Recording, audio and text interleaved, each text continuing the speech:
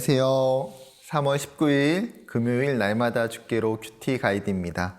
오늘 본문은 에스겔 36장 1절부터 15절까지 말씀 나누도록 하겠습니다.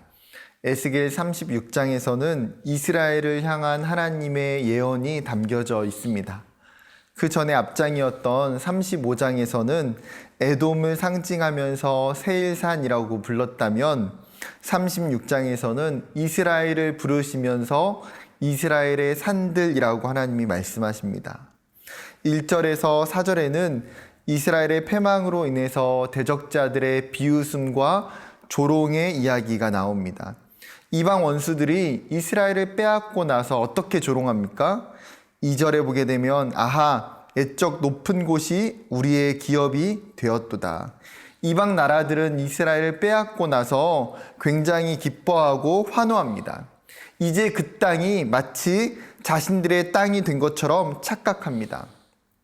이스라엘은 이방인의 노략거리와 조롱거리가 되었고 이스라엘의 땅과 성읍들에 황폐하게 되고 사방이 무너져 버렸습니다. 이스라엘이 이토록 심판을 받는 것, 이스라엘이 황폐하게 되고 짓밟히는 것, 수치를 당하고 조롱을 당하는 것은 사실 당연한 일입니다. 왜 그렇습니까? 그들이 하나님 앞에서 불순종하고 그들의 범죄함과 죄악으로 말미암아 일어난 현상이기 때문입니다. 그런데 이런 이스라엘을 바라보며 하나님의 마음과 계획은 다르다는 사실이죠.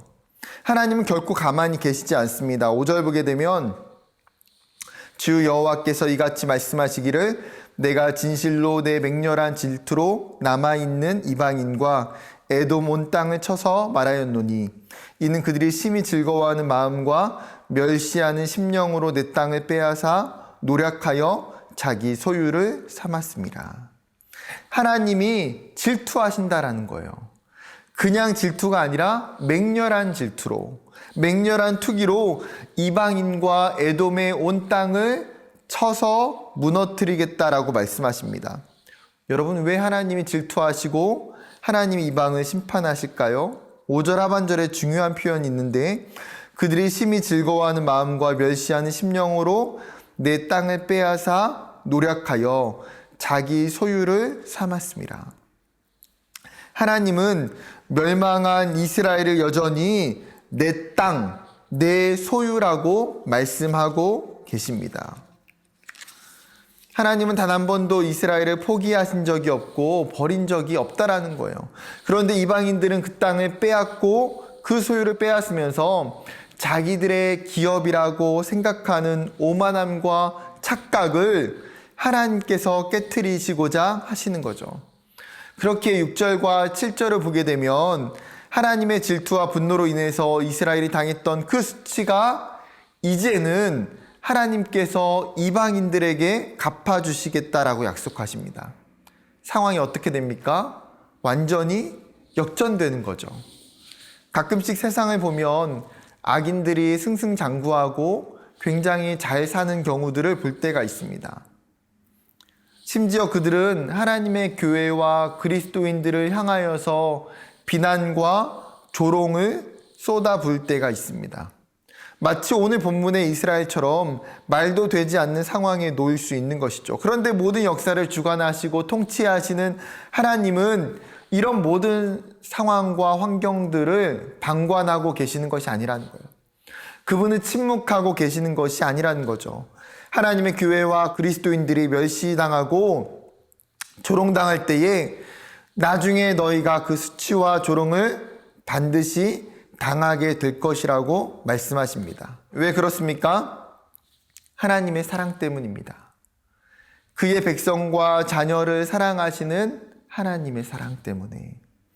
때로는 우리가 정말 잘못하고 하나님을 멀리하고 영적으로 신앙적으로 우리가 깊은 암흑의 시간을 보낼지라도 여전히 하나님은 우리를 향하여서 이스라엘에게 말씀하셨던 것처럼 너희가 내 땅이고 내 소유고 내 자녀라고 하나님이 말씀하시고 여기시기 때문입니다. 그렇게 8절에 시간이 지나서 하나님의 백성들에게 반전이 시작되는 거예요. 그러나 너희 이스라엘 산들아 너희는 가지를 내고 내 백성 이스라엘을 위하여 열매를 맺으리니 그들이 올 때가 가까이 이르렀음이라. 황폐한 이스라엘이 어떻게 됩니까? 가지가 피어나고 열매가 생겨난다라는 거예요. 겨울이 다 지나면 봄이 될 때에 새로운 가지가 생겨나고 잎이 피고 꽃이 피고 열매가 생겨나듯이 이 이스라엘이 그렇게 회복된다라는 것이죠. 포로로 끌려갔던 그들이 다시 돌아오게 될 것이라고 하나님은 말씀하고 계십니다. 이 회복을 10절과 12절에서 구체적으로 말씀하시는데 다시 그 이스라엘의 황폐한 땅에 사람들이 많아지게 될 것이고 그 빈 땅들을 다시 그들이 세워갈 것이다. 심지어 사람뿐만 아니라 짐승들도 많아진다라는 거예요. 그들의 소유가 풍성해지게 된다고 약속하고 계십니다. 그들이 과거보다도 더 좋은 상황과 환경으로 하나님이 풍성한 은혜를 주신다라고 약속하십니다. 오늘 본문을 묵상하면서 하나님이 이 이스라엘을 향한 사랑이 얼마나 크고 얼마나 뜨거운지를 느낄 수가 있었던 것 같습니다. 아, 이게 하나님의 마음이구나. 이게 하나님 아버지의 마음이구나.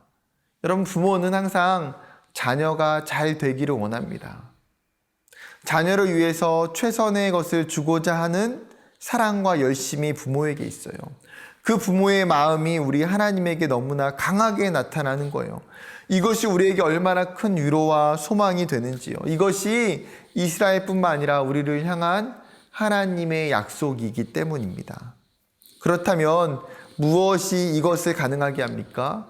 이 반전이 일어나는 이유가 무엇일까요? 이스라엘이 잘해서입니까? 아니요. 그 이유가 9절에 나와 있는데 내가 돌이켜 너희와 함께 하리니. 그렇습니다. 이스라엘이 다시 가지가 나고 열매가 피어나는 것은 하나님께서 돌이키셔서 그들을 용서하시고 그들을 받아주시고 그들을 돌보시고 지키시기 때문이에요. 하나님께서 그들을 강하게 끌어안으시면서 그들과 함께 하시기 때문입니다. 우리의 회복은 전적으로 우리에게 있지 않아요. 우리가 회복되는 것은 하나님에게 달려 있습니다. 우리의 주인 되시고 우리의 통치자 되시는 하나님의 손에 있는 것입니다. 하나님이 우리와 함께 하셔야 우리의 인생이 회복될 수 있기 때문이죠. 이 사실을 깨닫고 하나님의 용서와 그 사랑을 구하며 소망하는 오늘 하루가 되기를 주님의 이름으로 축복합니다. 감사합니다.